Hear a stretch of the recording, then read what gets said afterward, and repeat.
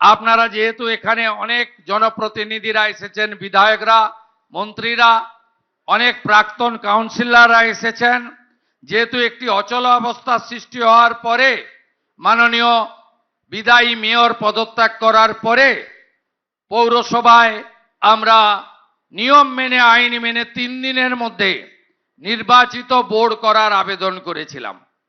যারা সংখ্যাগরিষ্ঠ দল ছিলেন তারা সে কাজ করতে পারেননি। আমি এটা বিতর্কের জায়গায় নিয়ে যাব না, আইনের পরিভাষা দিয়ে বলবো। তাই রাজ্য সরকার বাধ্য হয়েছে প্রশাসক বসাতে।